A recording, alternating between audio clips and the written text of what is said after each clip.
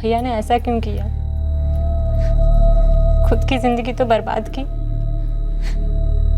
हमारी भी बर्बाद कर दी।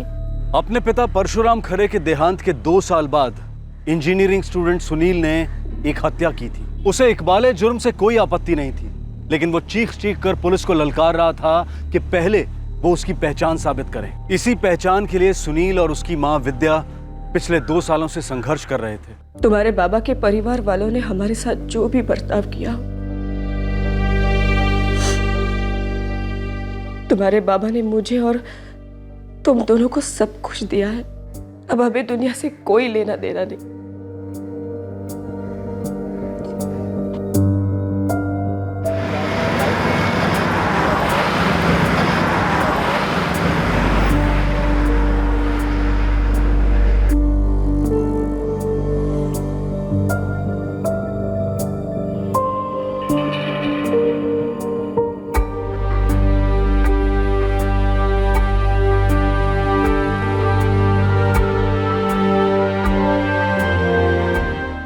वो अगले हफ्ते लास्ट डेट है फीस भरने की। हो बाबा, आ जाएंगे पैसे। कैसे आएंगे आई? मैंने बोला ना, तू चिंता मत कर, जैसे पहले आते रहे अभी भी आ जाएंगे। बस तेरी पढ़ाई पे कोई आंच नहीं आनी चाहिए। तुम्हारे बाबा और मैं बस इसी के लिए तो जिए। आई वो मेरी फीस। माहिती है मला, तेरी भी फीस भर दी जाएगी। जी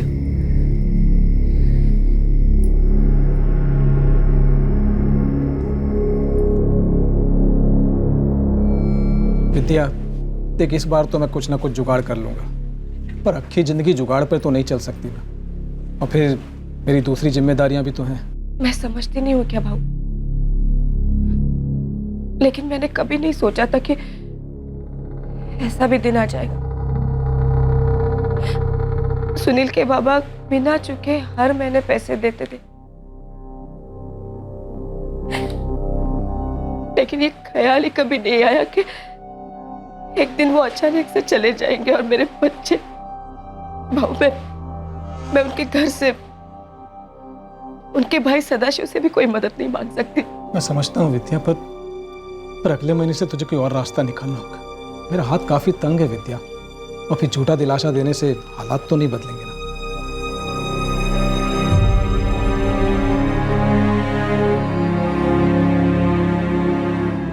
परशुराम के देहांत के बाद विद्या और उसके बच्चों की जिंदगी अपने सर के बल उलट गई। विद्या के पास घर चलाने, सुनील और मेघना की पढ़ाई जारी रखने का कोई जरिया नहीं था। सुनील को पता था कि उसकी मां खून पसीना एक कर रही है, और फिर भी वो किसी तरह से काफी नहीं है। बेबसी सुनील को कुरेद रही थी। मेघना भी इस बेबसी और लाचारी में लिपट गई थी। माना कि गरीबी इंसान की सबसे बड़ी दुश्मन है, लेकिन जब गरीबी के साथ साथ इंसान की गरिमा और उसकी पहचान भी छिन जाती है, तब जिंदगी हर तरीके से असहाय हो जाती है। कभी कभार तकदीर मेहरबान होकर राहत भी भेजती है, लेकिन विद्या को इस राहत तक पहुंचने में काफी भटकना पड़ा था, रेंगना पड़ा था।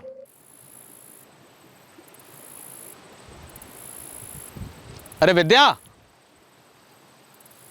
क्या रतन भाऊ, खबर सुनी क्या? कैसी खबर? अरे वो तुम्हारा जेठ सदाशिव खरे जमीन जायदाद बेचने की सोच रहा है।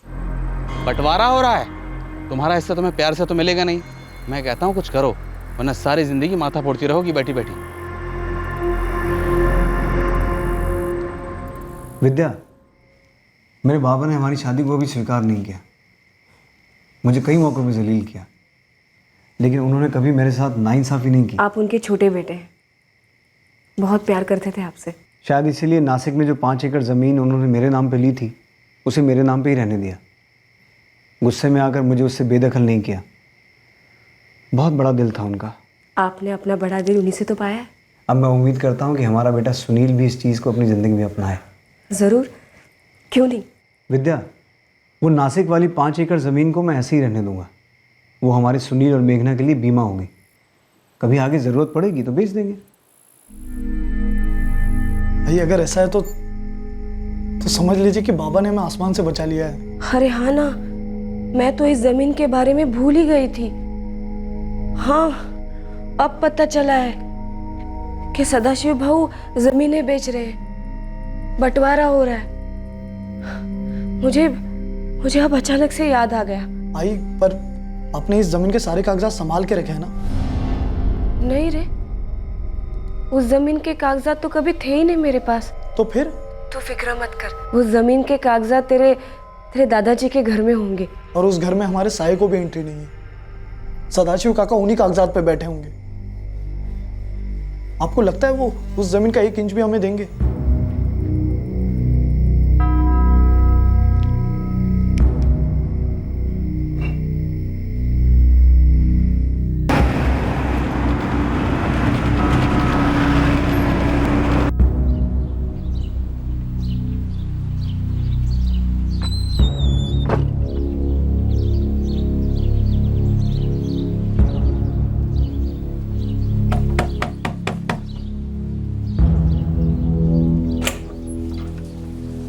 जी जी नमस्कार भाऊ। नमस्कार। मुझे सदाशिव भाऊ से मिलना है। अपन कौन? विद्या परशुराम खरे। ठीक है, रुको यहीं।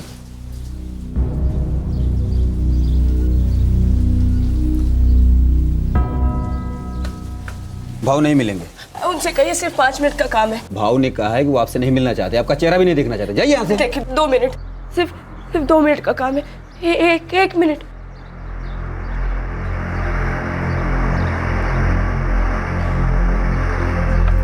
भाव आ जाएंगे थोड़ी देर में, इंतजार करो। हे, यहाँ नहीं, वो वहाँ उधर नीचे। जी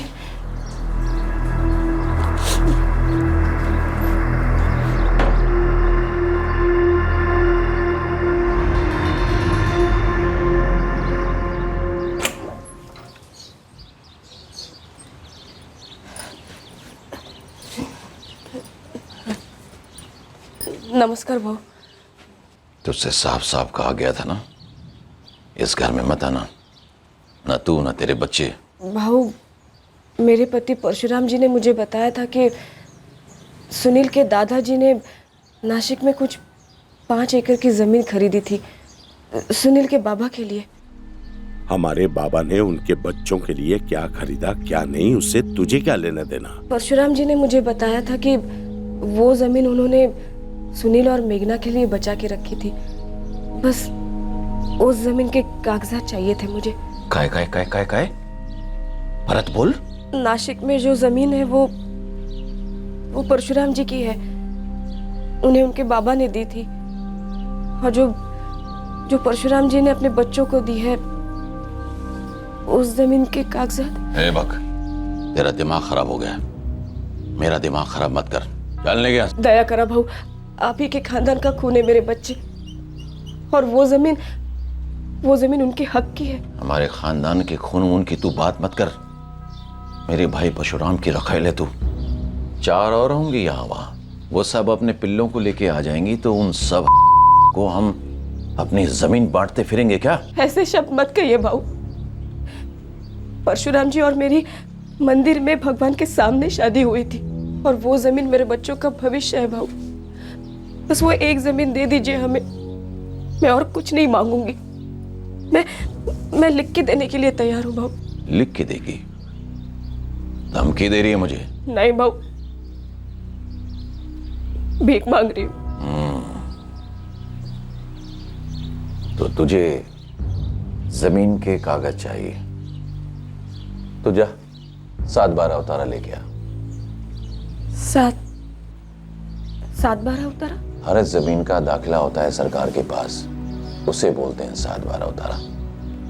और उसमें कहां लिखा है कि परशुराम ने तेरे बेटे के नाम जमीन की? दिखा, जमीन तेरी। लेकिन वो सारे कागजात तो आपके पास है ना भाऊ? मेरे पास तो बहुत सारे कागजात हैं, और नासिक वाली जमीन के भी हैं। पर परशुराम बिना वारिस के इस दुनिया से चला गया, तो कानून के हिसाब से असली वारिस गिरीश है।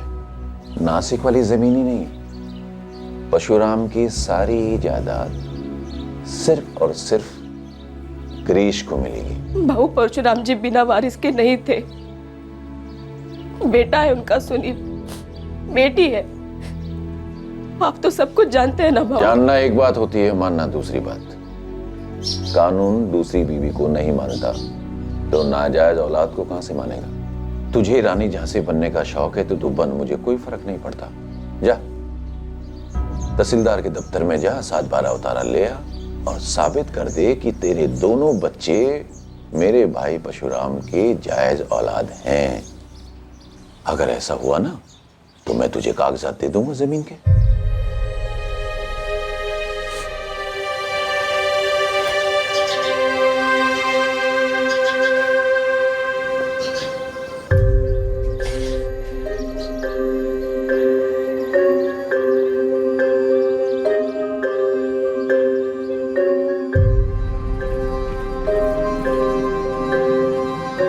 सुनील, कल मैं तहसीलदार साहब के दफ्तर जा रही हूँ। अगर बाबा ने ये ज़मीन हमारे नाम पे छोड़ी है तो बाबा ने कहीं ना कहीं तो लिखकर छोड़ा होगा ना। छोड़ी होगी तो भी मुझे उसके बारे में कुछ पता नहीं बेटा।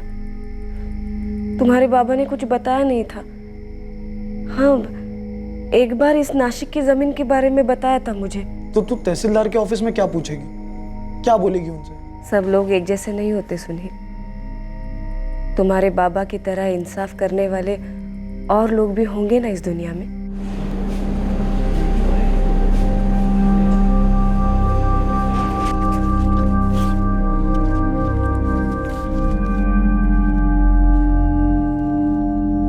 देखिए विद्यादेव, ये 7/12 उतारा है। जमीन केशव खरे के नाम पर थी, उन्होंने परशुराम खरे के नाम पर कर दी।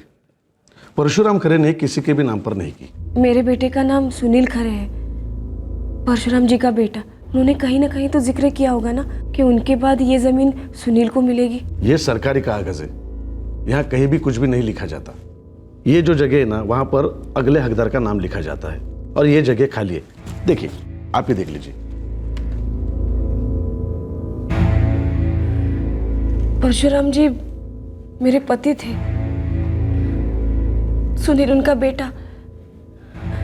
बाप की जमीन लड़के को नहीं मिलेगी।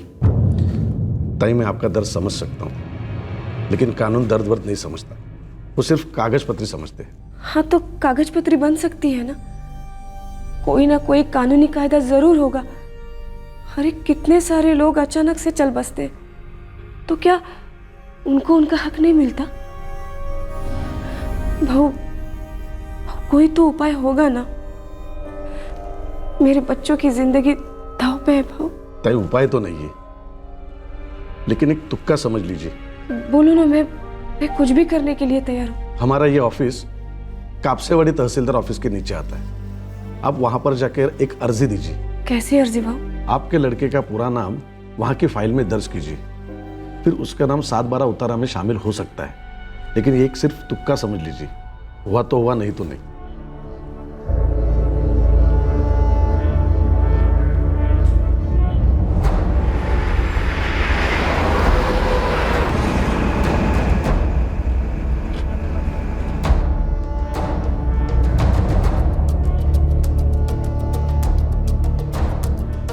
विद्या जी, आपके बेटे का नाम तो रजिस्टर हो सकता है, लेकिन उसके लिए हमें कुछ पुरावा लगेगा, सर्टिफिकेट लगेंगे।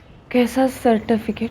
एक तो आपके शादी का सर्टिफिकेट और दूसरा आपके बेटे का जन्म प्रमाण पत्र, और जो भी कोई कागजात आपके पास हो जिससे साबित हो सकता है कि आप ही परशुराम खरे की कानूनन पत्नी है और उसी कानूनी शादी से आपके बेटे का जन्म हुआ है। सुनील के 10वीं का सर्टिफिकेट है हमारे पास, उसमें साफ लिखा है पिता का नाम परशुराम केशव खरे। और आपके शादी का सर्टिफिकेट, उसके बिना ये कैसे साबित होगा कि आप ही परशुराम खरे की पत्नी है? शादी का सर्टिफिकेट तो हमने कभी बनवाया ही नहीं। वो क्या है ना कि हमारी शादी मंदिर में हुई थी, लेकिन हाँ 4 लोग गवाह हैं हमारी शादी के। पंडित जी ने पूरी विधियों के साथ हमारी शादी की थी। तो उस पंडित ने कुछ तो कुछ लिख के दिया होगा ना, जिसमें लिखा होगा कि उसी ने आपकी शादी करवाई है। ऐसा कुछ लिख के नहीं दिया उन्होंने। अब 20 साल हो गए हैं। कुछ फोटोग्राफ, किसी ने एक तो कुछ फोटो निकाली होगी। अभी आपने कहा कि कुछ 4 लोग आपके शादी में शरीक हुए थे। शादी का फोटो भी नहीं है, लेकिन हमारी शादी में मेरी तरफ से मेरे बड़े भाई आनंद भाऊ और दीपा भाभी और मेरे पति के दोस्त सुशील निकम और महेश कदम थे।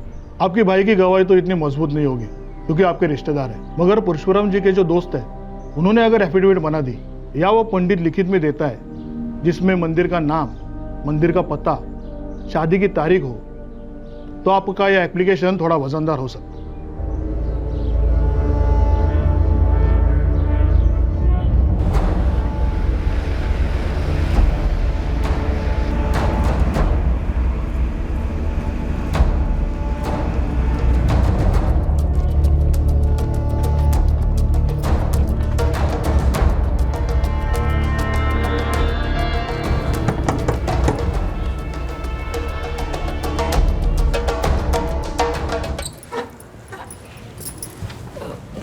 नमस्कार. नमस्कार. आपण कोण? मी विद्या खरे. यहाँ महेश कदम रहते हैं ना, मैं उनसे मिलने आई हूँ. महेश कदम? हाँ, वो मेरे पति के दोस्त थे. महेश कदम का नाम सुना है हमने. वो यहाँ हमारे पहले ही रहते थे. तो अब कहाँ है, कुछ पता है? सुना है कि वो गुजर गए. हाँ, महेश जी का और एक दोस्त था, सुशील निकम. उनके बारे में कुछ पता है आपको? नहीं, मैं तो महेश कदम को कभी मिली भी नहीं. हम लोग 4 साल पहले यहाँ रहने आए हैं.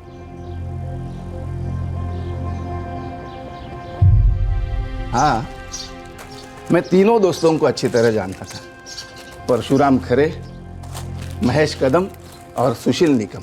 ये सुशील निकम कहाँ मिलेंगे? परशुराम और महेश की तरह सुशील भी चल बसा. कब? अब हो गए 2-3 साल. मगर आप कौन है?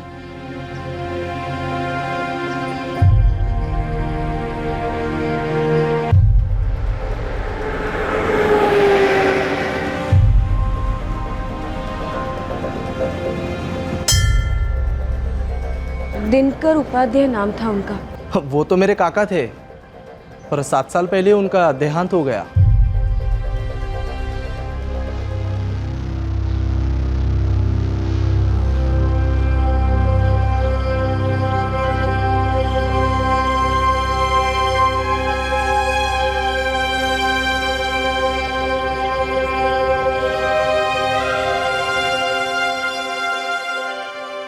जो लोग ये गवाही दे सकते थे कि मैं तुम्हारे बाबा की पत्नी हूँ, वो लोग अब इस दुनिया में नहीं रहे. सुनील, ये जमीन हमारी दुनिया बसा सकती है. लगाई खड्डे में गई जमीन. मुझे सबसे ज्यादा ये चुभता है आपका ये दर दर घूमते फिरना, ये साबित करने के लिए कि आप बाबा की पत्नी थी, हम बाबा के बच्चे हैं. कागज नहीं तो रिश्ते नहीं होते क्या? अरे किसे पता था कि ऐसा दिन आ जाएगा, वरना कागज बना के रखती. मैं क्यों, तुम्हारे बाबा बना के रखते.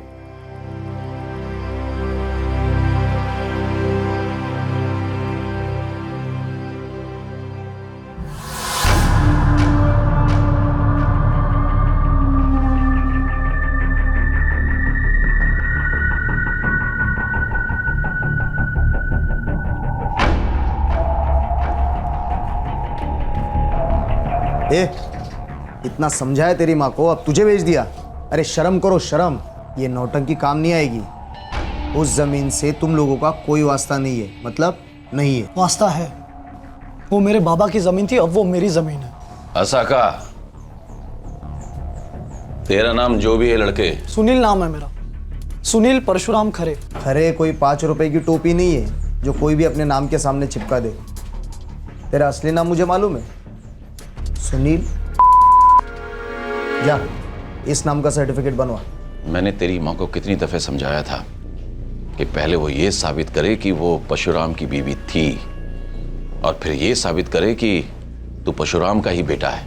साबित करो, जमीन ले लो, ताबे में लेकर के फिर बेचो, खेलो कूदो, कुछ भी करो. मेरी आई की शादी मेरे बाबा से हुई थी, यानी परशुराम खरे से हुई थी, और मैं परशुराम खरे का बेटा हूं सुनील खरे. इसमें साबित क्या करना है? काका, आप लोग इस तरह से परेशान क्यों कर रहे हो? परेशान? जब तुम हमारे लिए कुछ हो ही नहीं तो परेशानी किस बात की? वो तो तुम लोग हो जो भिखमंगों की तरह हमारे दरवाजे की चौखट को मैला कर जाते हो. ऐसा है तो मेरे दादाजी ने मेरे बाबा के नाम पे जमीन क्यों खरीदी? वापस क्यों नहीं ली उनसे? और मेरे बाबा के लिए घर के दरवाजे बंद क्यों नहीं हुए? वो सब तेरी माँ को पता है, जाके पूछ उससे. हमारे पिताजी केशव खरे ने उस औरत को इस घर से भगा दिया था। उसी केशव खरे ने अपने छोटे बेटे परशुराम पर दया खा करके नहीं भगाया। इस घर से तुम्हें 5 एकड़ जमीन तो क्या 5 बूंद पानी भी नहीं मिलेगा। चलने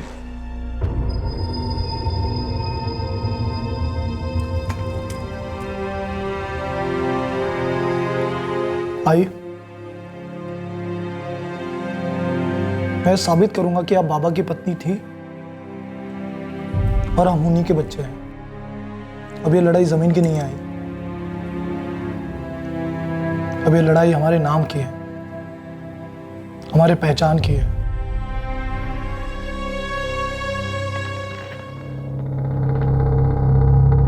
इससे तो कुछ भी साबित नहीं होता। क्यों नहीं सर? सर वो मेरे बाबा थे, मेरे आई के पति थे। अब हम और क्या करें ये रिश्ता साबित करने के लिए? सुनील, 7/12 उतारा में तुम्हारा नाम शामिल करने के लिए ये काफी नहीं है। लेकिन साहेब, जो लोग मेरे शादी में शामिल थे, पंडित जी भी, सब चल बसे। अब मैं सबूत कहाँ से लाऊं? और जो लोग इस दुनिया में नहीं है उनके दस्तावेज मांग रहा है ये कानून।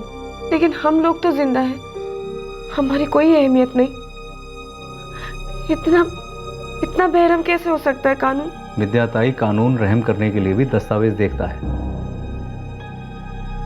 एक सुझाव है। हम जो कुछ कर सकते हैं हम करेंगे सर। तुम लोग एक वकील करो, किसी भी छोटे कोर्ट से या किसी फैमिली डिस्प्यूट कोर्ट में जाकर एक पिटीशन फाइल करो। कैसी पिटीशन सर? तुम लोग बोल रहे हो कि परशुराम खरे का बड़ा भाई सदाशिव खरे तुम्हारा रिश्ता परशुराम के साथ मानने से इनकार कर रहा है, बराबर? हाँ। तो अब तुम लोग ये पिटीशन फाइल करो कि परशुराम खरे के साथ तुम्हारा पत्नी और बेटे का संबंध है और उसके बावजूद तुम्हें प्रॉपर्टी से अलग किया जा रहा है। नोटिस दो, और अगर कोर्ट में ये केस एडमिट हो गया और विद्याताई की शादी को भी मंजूर कर लिया गया तो तुम्हारा नाम 7/12 उतारा में आना निश्चित है। और एक बार कोर्ट ने फैसला ले लिया तो तहसील ऑफिस को भी एक्शन लेना ही पड़ेगा।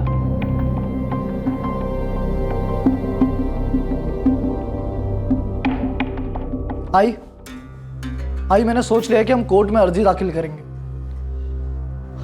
नको रे बाबा नको। कोर्ट कचहरी चक्रव्यूह है, चक्रव्यूह। परवाह नहीं आई, चक्रव्यूह तो चक्रव्यूह। बाहर खड़े होकर चुपचाप दम तोड़ने से तो अच्छा है कि घुस जाओ चक्रव्यूह में और जी जान से लड़ो। लेकिन सालों लग जाते हैं, और फिर तुम्हारी पढ़ाई का क्या होगा? वो भी एक सर्टिफिकेट ही है आई, और ऐसे भी मुझे डिग्री से ज्यादा प्यारी मेरी पहचान है।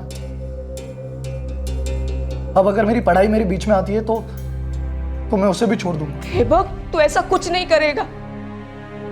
ये जमीन हमें किस लिए चाहिए? हाँ, ताकि तुम्हारी और मेघना की पढ़ाई अच्छे से हो, आगे के दिनों में पैसों की तंगी ना हो, फीस वक्त पर भरी जाए। अरे बाबा, मेघना की शादी भी तय हो गई है। माना के लड़के वालों ने हमसे कुछ मांगा नहीं है, लेकिन हमें तो देना ही पड़ेगा ना। अरे इतने बड़े बड़े पहाड़ है हमारे सामने, इन सब को छोड़कर हम कोर्ट कचहरी करेंगे? भाई, मेघना का सर उसके ससुराल वालों के सामने ऊंचा होना चाहिए। आंखों में आंखें डालकर वो बोल सके कि वो मेघना परशुराम खरे है, मेघना नाजायज नहीं। भाई, पहचान सब कुछ है, पहचान नहीं तो कुछ भी नहीं, पहचान नहीं तो हम भी नहीं। और मुझे साबित करना है उस खरे खानदान को, चाहे वो हमसे जिंदगी भर नफरत करे, दूर रखे हमें, पर मुझे साबित करना है सदाशिव खरे और गिरीश खरे को कि कानूनी तौर पर हम भी उसी खानदान से हैं, उसी परिवार के हैं।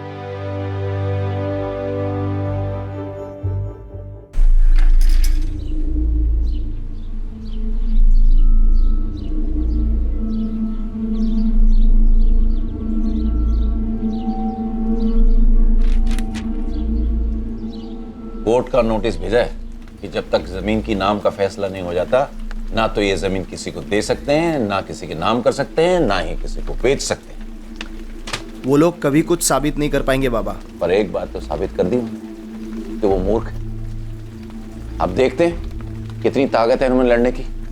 मामला जमीन का नहीं रह गया है, यह हमारे खानदान की इज्जत का सवाल बन गया है। ये लड़ाई अब सिर्फ जमीन की लड़ाई नहीं थी। सुनील और उसकी मां विद्या के लिए यह जरूरी हो गया था कि वो ये साबित करें कि वो नाजायज नहीं है। सालों पहले जो कानूनी तौर पर नहीं किया गया था, उसका प्रयास अब किया जा रहा था। एक माँ बेटा अदालत के दर पर दलील कर रहे थे कि विद्या और परशुराम के रिश्ते को कानून का आशीर्वाद मिले जिससे दोनों बच्चों को उनके पिता का नाम मिले और उनके वजूद को कानून की सहमति। सर, सुनील खरे और मेघना खरे जिन्होंने विद्या खरे के साथ ये जॉइंट पिटीशन की है, इन तीनों ने अपने आप से ये घोषित कर दिया है कि वे परशुराम खरे की फैमिली हैं। लेकिन इन्होंने एक भी डॉक्यूमेंट कोर्ट में पेश नहीं किया है जो ये साबित कर सके कि परशुराम खरे ने कभी विद्या खरे से शादी की थी और ये दोनों बच्चे उसी शादी से पैदा हुए थे। एक भी डॉक्यूमेंट नहीं है सर। डॉक्यूमेंट्स हैं सर। सुनील खरे और मेघना खरे इन दोनों के बर्थ सर्टिफिकेट और स्कूल लिविंग सर्टिफिकेट के मदर्स कॉलम में विद्या खरे का नाम है और फादर्स नेम कॉलम में परशुराम खरे का नाम।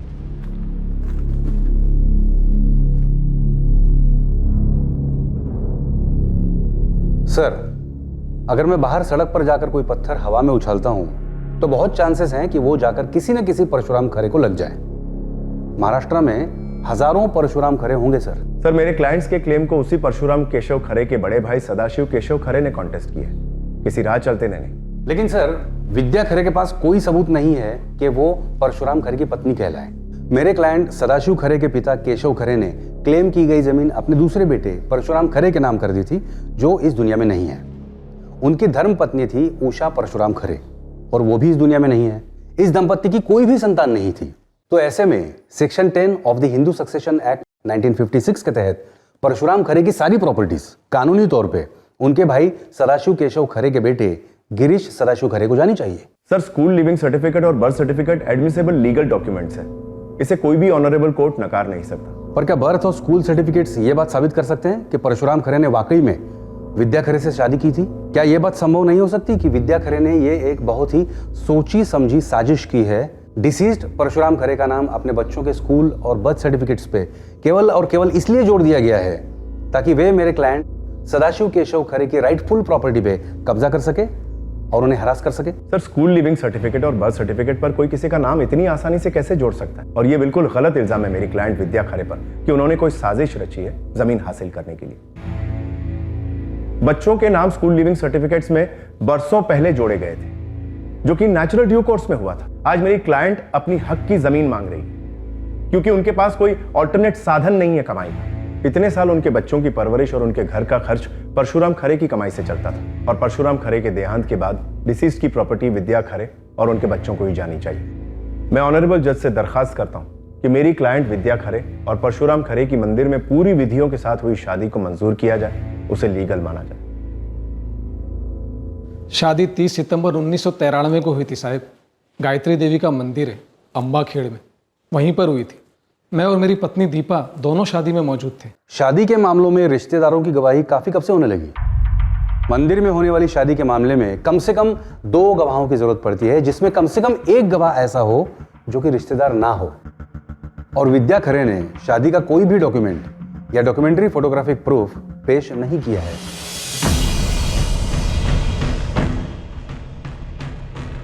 मैं इस बात से भी इनकार नहीं करता कि 20 साल पहले मेरे भाई परशुराम के साथ ये एक बार हमारे घर आई थी और उस वक्त मेरे भाई की पत्नी उषा थी। 5 साल पहले उनका निधन हो गया। ये औरत विद्या मेरे भाई परशुराम की पत्नी कभी नहीं थी। आप पढ़े लिखे समझदार लोग हैं, आप बताइए, एक आदमी की 2 बीवियां हो सकती हैं?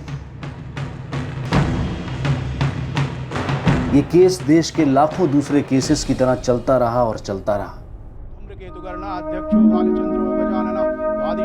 उस दौरान मेघना की शादी हुई, सुनील की इंजीनियरिंग छूट गई और केस चलता रहा। घर खर्च में अपनी मां का हाथ बटाने के लिए सुनील ने मैकेनिक की नौकरी शुरू कर दी। विद्या के सामने अब कोई भविष्य नहीं था। वो केवल वर्तमान की 2 रोटी और सर पर छत के लिए पिसती जा रही थी। परशुराम और उसने जो 2 बच्चों के लिए सोचा था वो अब केवल एक याद बनकर रह गया। सुनील और उसकी मां विद्या कोर्ट में यह साबित नहीं कर पाए कि परशुराम और विद्या की कभी जायज शादी हुई थी।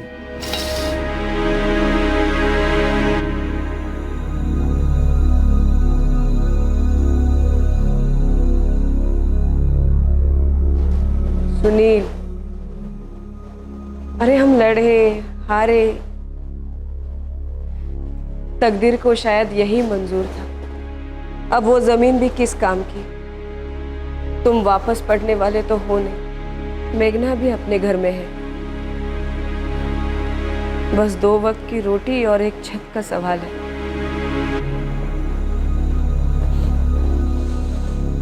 दोनों कुछ ना कुछ कर लेंगे।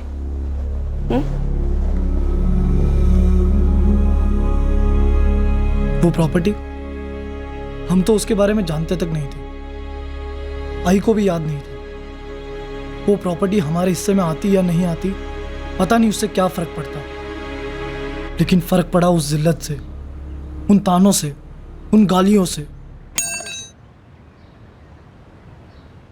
सुनील के अंदर का घाव अब नासूर बन गया था, तेजाब उगलने लगा था। सुनील इन सालों में एक ऐसा शख्स बन गया था जिसे इंजीनियरिंग का होनहार स्टूडेंट सुनील शायद कभी पहचान भी नहीं पाता।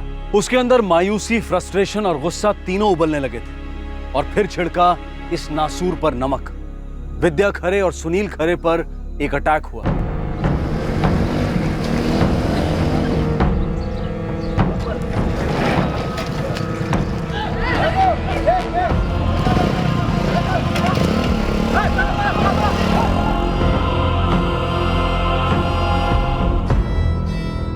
जिन 2 लोगों ने आप पर हमला किया था वो अब हमारे हिरासत में। कौन थे वो साहब? ये भी कोई पूछने वाली बात है साहब? आप उस सदाशिव खरे और गिरीश खरे को पकड़कर अंदर डाल दो। सुनील, पहले हमारी पहचान मिटा दी, उससे खुश नहीं है इन लोग, अब हमें दुनिया से मिटा देना चाहते हैं। नहीं सुनील, हमले में सदाशिव खरे का कोई हाथ नहीं है। साहब, सुनील खरे को उधार दिया था मैंने, वो देने का नाम ही नहीं ले रहा था, और जब मैंने उसको मांगा तो उल्टा पुल्टा बोलने लगा। कैसा पैसा, काय का पैसा? साहब, पैसा दिया था तो गुस्सा आएगा ही ना। ये सरासर झूठ है साहब, मैंने आज तक कभी किसी से उधार पैसे लिए ही नहीं है। वो दोनों तो यही कह रहे हैं और आपने सच मान लिया। उन दोनों को पट्टी पढ़ाकर भेजने वाला भी सदाशिव खरे ही है। कोई सबूत है तुम्हारे पास? ये सही है साहब, दुनिया हम पर जुल्म करे और सबूत भी हम ही पेश करें।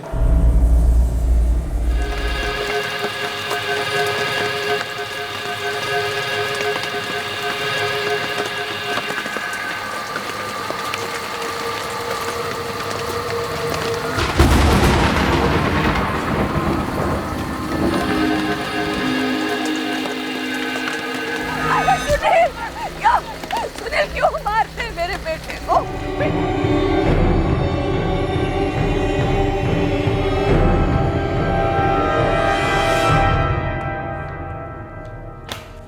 सर, जब केस दर्ज हुआ था तो शिकायत करने वाले ने सुनील का पूरा नाम नहीं लिखाया था, कहा कि उसे पूरा नाम नहीं मालूम, और यह भी नहीं मालूम कि सुनील दरअसल है कौन। सुनील नाम है साहब, अंबाखेड़ गांव में रहता है वो। पूरा नाम क्या है सुनील का, जानते हो उसे? पूरा नाम नहीं मालूम साहब, और ना ही हम उससे जानते वो कौन है, किसका बेटा है, क्या करता है, मुझे नहीं मालूम। सर, गिरीश खरे ने सिर्फ सुनील नाम बताया था, पर हमें पूरा नाम पता लगाने में ज़्यादा परेशानी नहीं हुई। जब सुनील फरार था तब उसकी कहानी पता चली कि क्या क्या हुआ था। फिर जब हमने उसे गिरफ्तार किया तो वो कहने लगा कि उसने अपने बचाव में मर्डर किया है, अगर वो नहीं मारता तो खुद मारा जाता। खबर बिल्कुल पक्की है विद्या, दोनों ही हमले उन्हीं लोगों ने कराए हैं, आरस गांव वालों ने, यानी तेरे जेठ सदाशिव खरे और उसके बेटे गिरीश ने। ये बात तो पूरी दुनिया को पता है। वो ऐसा क्यों करना चाहेंगे? अरे उनको तो पता है कि अब हम कुछ नहीं कर सकते। उन लोगों को डर है कि एक ना एक दिन सुनील ये साबित कर देगा कि सुनील परशुराम जी का ही बेटा है, और फिर वो जमीन उन लोगों को सुनील के नाम करनी पड़ी। सुनील को कुछ साबित करने की जरूरत नहीं है। ये परशुराम जी और मेरा बेटा है, बीवी हूं मैं उनकी, और ये सच कभी बदलेगा नहीं। वो क्या है ना कि हम उस घर से बहुत दूर रह रहे, इसलिए वो कायरों की तरह यहाँ आते और हमें मार के चले जाते। अगर हम उस गांव में रहते, आरस गांव में रहते, तो क्या उनकी इतनी हिम्मत होती हमें मारने की? सुनील, रतन भाऊ, मैंने सोच लिया है, अब हम आरस गांव में जाके रहेंगे, उस घर के सामने। तब देखते हैं कितनी हिम्मत करते हैं ये लोग। विद्या और उसके बेटे सुनील ने अपनी पहचान की जंग को अब आरस गांव में लड़ने का फैसला किया। ये वही गांव था जहां 20 साल पहले विद्या जलील हुई थी, और परशुराम ने उसे दूसरे गांव में बसाया था ताकि 2 गृहस्थियों के बीच कश्मकश ना हो। अब सवाल सिर्फ पहचान और जमीन का नहीं था, अब सवाल था जिंदगी और मौत का।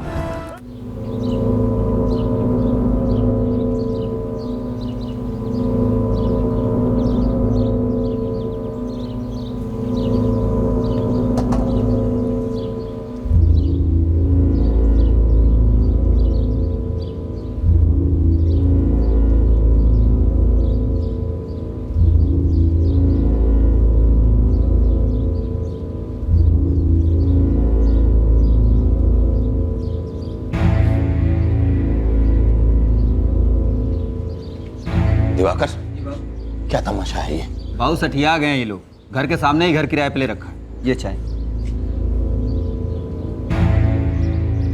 कर लो, जितनी नौटंकी करनी है कर लो, रहोगे तुम वही के वही जो तुम हो, नाजायज।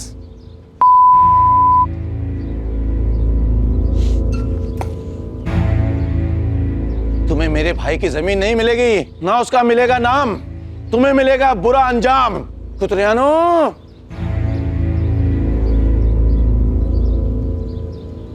अरे आप किसको अपना बाप बनाने चला रे? बोल रहे? दोनों माँ बेटे मिल करके एक कंपनी खोल लो, पेशेवर हरामी। जहां पैसा देखा वहां चले रिश्ता जोड़ने, भिखमंगे हरामी।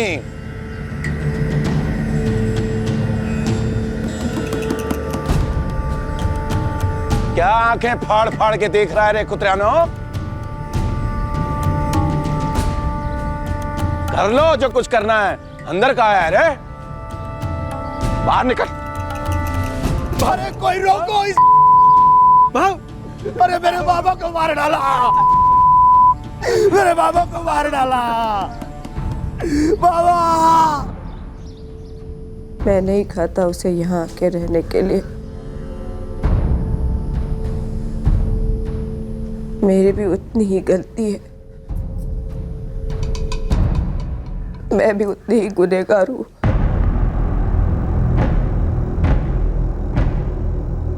सदाशिव खरे के मर्डर के 5 दिन बाद ही सुनील पकड़ा गया। उसने अपना जुर्म भी कबूल कर लिया था, लेकिन एफआईआर में उसका नाम क्या लिखा जाएगा, इस बात को लेकर वो ज्यादा परेशान था। बोल। अरे भाड़ में क्या जुर्म साहब, मैं एक नहीं 1000 बार लिख कर देने के लिए तैयार हूं कि सदाशिव खरे को मैंने मार डाला, लेकिन आप ये बताइए एफआईआर में मेरा नाम क्या दर्ज है? क्या एक ही रट लगा रखी है बार बार? क्या है क्या तेरे नाम में? नाम ही सब कुछ है साहब। आप बहुत तकदीर वाले हो, आपको ये नाम बिना लड़े बिना सहे मिला है। बहुत लोगों का ऐसा नसीब नहीं होता। नाम आदमी की पहचान होती है, पहचान। और पहचान नहीं तो आदमी नहीं। जब सुनील फरार था तो हमने उसकी मां से पूरा नाम पूछा था, उसने सुनील खरे नाम बताया था, पर यह लड़का मानने को तैयार नहीं है। वो चाहता है कि एफआईआर में पूरा नाम हो सुनील परशुराम खरे। मेरा नाम आना चाहिए बस, सुनील परशुराम खरे, सन ऑफ परशुराम केशव खरे, ऐसा आना चाहिए और हर जगह आना चाहिए। तूने सदाशिव खरे को इसलिए मार डाला क्योंकि वो तुझे 5 एकड़ जमीन नहीं दे रहा था। वो आदमी हमें हमारी पहचान नहीं दे रहा था। मेरी बहन का, मेरी माँ का, मेरे नाम को अपने पैरों तले रोनता था। वो गंदी गंदी गालियां देता था हमें। कोई गाली देगा तो मार डालेगा उसे। कोई जान पर आ जाए तो सामने वाला क्या करता है सर? उस आदमी ने मुझे मेरे बाबा को अग्नि नहीं देने दी। मेरे और मेरे आई पर एक नहीं 2 जानलेवा हमले किए। कठपुतलियां गिरफ्तार हुई, लेकिन उनको नचाने वाला सदाशिव खरे आजाद घूमता रहा। जब तक वो जिंदा रहता ना, मैं बेनामी का गुलाम रहता, इसलिए मार दिया उसे और खत्म कर दी मेरी बेनामी। अब आप लोगों पर है, मुझे मेरा नाम दो तो मैं अपने आप को तुम्हें दे दूंगा। जो मर्जी सजा दो, लेकिन बिना नाम के आप मुझे छू तक नहीं सकते। पहले साबित करो, साबित करो कि मैं हूं, साबित करो कि मेरे बाबा थे, साबित करो कि मैं परशुराम खरे का लड़का हूं, सुनील खरे, और मेरे अंदर जो खून है वो परशुराम खरे का है। मुझे मेरी पहचान चाहिए बस। सर, हमने सुनील का बर्थ सर्टिफिकेट और स्कूल लिविंग सर्टिफिकेट भी चेक किया, दोनों में ही फादर्स नेम परशुराम खरे लिखा है, इसलिए एफआईआर में भी हमने परशुराम खरे लिख दिया है। और चार्जशीट में भी ठीक से लिखवा दो, कोई गुंजाइश नहीं होनी चाहिए जिससे आरोपी जुर्म से बच निकले। सर।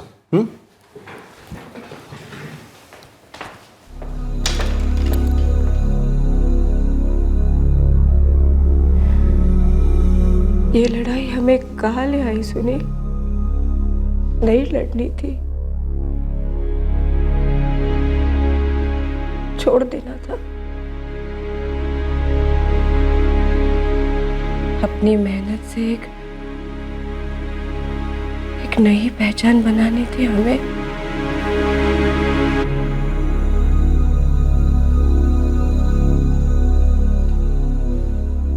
अब हम कौन है सुनील?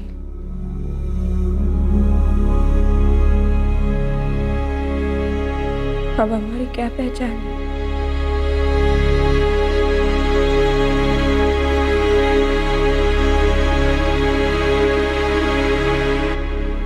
सुनील परशुराम खरे को आईपीसी की धारा 302 के तहत कत्ल के इल्जाम में गिरफ्तार किया गया है। फिलहाल वो जुडिशियल कस्टडी में है। सुनील इरादे और फितरत से क्रिमिनल नहीं था, एक होनहार इंजीनियरिंग स्टूडेंट था जो अपनी पहचान की कोशिश में आवेश में आकर एक संगीन जुर्म कर बैठा जो उसे कतई नहीं करना चाहिए था। सुनील को इस जुर्म के लिए जरूर सजा होगी, लेकिन सुनील और उसकी मां विद्या की दुर्दशा एक बहुत ही अहम विषय पर रोशनी डालती है, और वो है दूसरी औरत और उसके बच्चों का हक जब पुरुष अपनी पहली पत्नी से कानूनी तौर पर अलग ना हुआ हो। हमारे देश के कानून के हिसाब से ऐसे रिश्तों को स्वाभाविक तौर पर विरासत का कोई हिस्सा नहीं मिलता। अगर ऐसे रिश्तों को कानून के दायरे में लाने का प्रयास हो तो फिर उस पुरुष पर द्विविवाह यानी कि बाइगमी का केस बनता है, और फिर हालात के अनुसार एक या दोनों औरतों को पुरुष से संघर्ष करना पड़ता है मेंटेनेंस के लिए, अपने और अपने बच्चों की देखभाल के लिए। विद्या और परशुराम का रिश्ता जिस दिन से बना